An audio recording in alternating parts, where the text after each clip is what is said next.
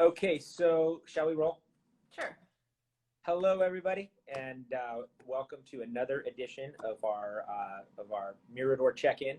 I'm Don Garman here with Lauren Moon, a face familiar to you all, and a special guest. Hi. That's Scott Garman, and he decided to come in and knock down a little homework today while we're after we get done checking in with you all. So my streak is broken. Ended at 3, I think, of Green Day check-ins. So unfortunately, I can't take credit for that. Maybe I was hoping I could, but I can't. But we're not going to actually talk too much about the color of the screen today. I think we've gone over kind of what our playbook is. Reiterate the finer points of that. It's this is not a 1 month or 1 quarter conundrum we're in. This is a multi-month process of things, are clearly dislocated, and the oil markets and all of those different things that we're all hearing about all the time should be comforting, hopefully, to everybody to know we've got almost no exposure to that. And, if you look at what, the problems of today are not in the oil patch because we don't have any exposure to it, but more in the sort of software and tech side, which some of that stuff will have to be the path out as businesses reconfigure, their P&Ls to cut costs. And obviously, we'll get into the longer term ramifications of that down the road. But today's agenda was brought to us by a longtime client who said, "Hey, Don, I have my son and his family in town, and they're holed up and quarantining with us. What steps can we take, or what should I be telling him he should do in order to come out of this period stronger financially than we all went into it?" So I thought that was an interesting topic for Lauren and I to discuss, because obviously she and I are in very different demographics. She's got 3 young kids. Lauren, what's your oldest? 7. Yes, so 3 5. under the age of 7, and my youngest will be 15 in a little over a month. So part of what I think makes these kind of fun is that we don't necessarily script them. So I thought it would be fun to say, Lauren, I know we are like-minded in terms of how we think through planning and being able to practice what we preach and articulate a long-term view and try to be process-oriented about how we handle our personal finances. So I'll just ask you, have you and Mike changed anything you're doing, or are you doing different stuff for clients than you were recommending before? What type of advice do you have for somebody in your demographic? Sure. So I guess I can start with a couple things we've done personally. One thing we've talked about a lot in our videos is this focus on active over passive and really knowing what you own. And we have some custodial accounts for our kids that are a little smaller, and we've had them in our robo or kind of indexing strategy that we will use sometimes for smaller accounts for a while. Yeah. So a couple weeks ago, I decided to make a change. Our strategies have shifted a little bit so that we can have some smaller sizes in for example, our aggressive growth strategy right now. And so I moved all of their accounts over to be more active. And nice. I kind of have grown up in this industry in kind of a passive is king world. Yeah. As you know. Yeah. So, I think that really signals how I personally feel about this changing environment, and that, for people that aren't familiar with kind of more the robo platform or just general index investing, you don't control what you own. And I don't want a static allocation to oil if I don't have to have it. Yeah. So the importance of being able to selectively choose those things is important to everybody, but to me right now particularly. Nice. I think that's well made. I agree with that point, but I think that's really good. So I'll add, for those of you who don't know, I'm 49, and I've got a college freshman and a high school freshman. And so,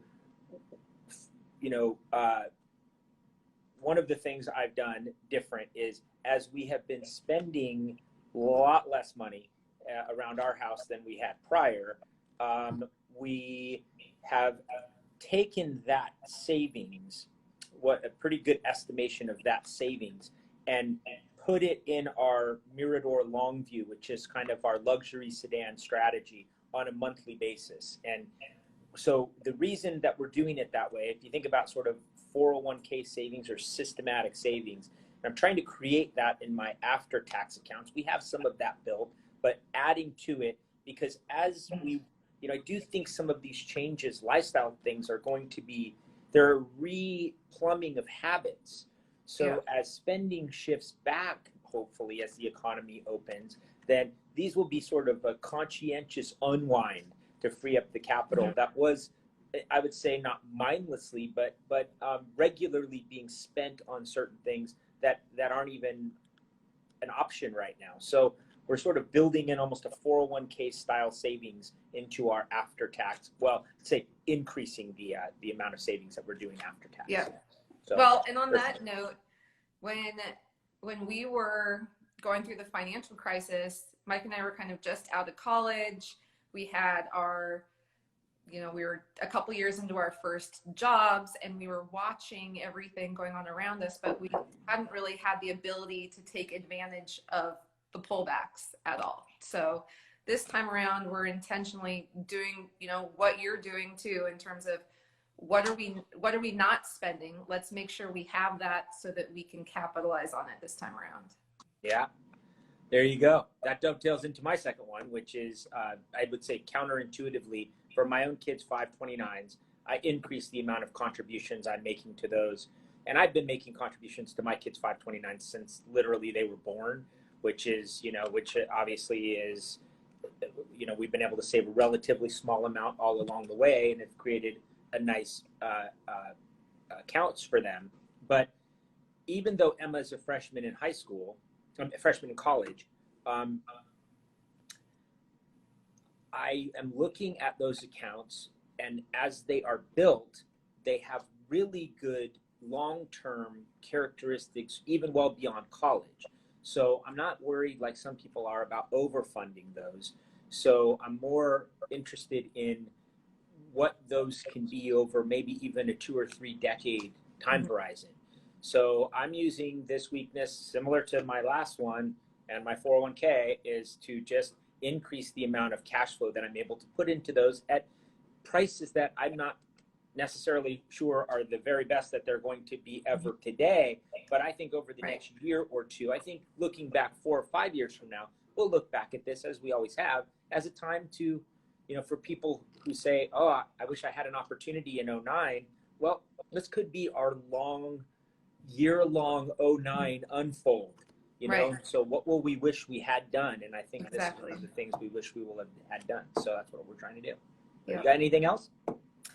I guess the only other thing I've had this question come up a few times. People that are saying, hey, should I either stop contributing to my 401k, or should I make like one giant contribution to my 401k?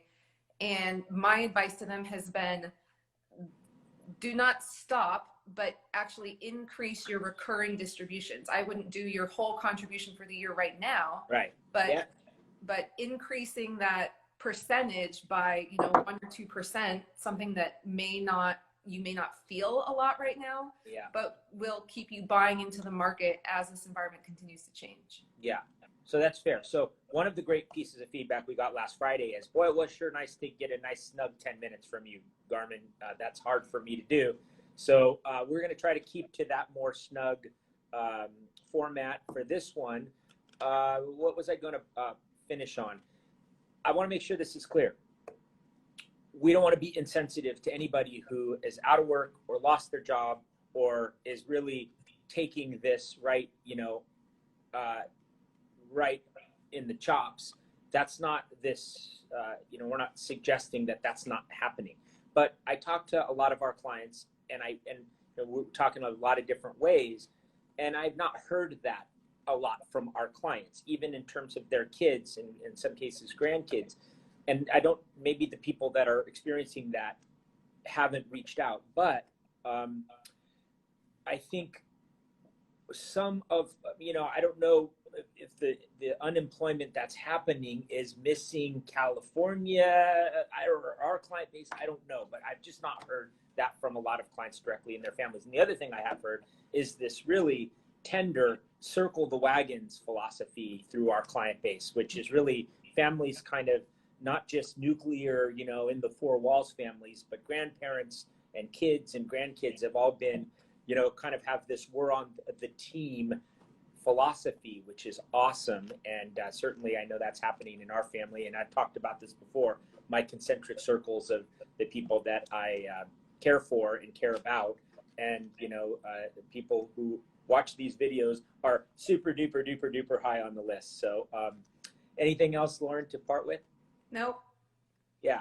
So as usual, thank you to the Mirador team. We're continuing to grind away. Everything, we're going to do the very best we can to get us all through this. And we all know it's not going to be easy, but we're going to do our best. So thank you, Lauren, for joining us. And until Friday, we'll figure out something new to say to you then. Hopefully non-repetitive, but who knows? But until then, bye.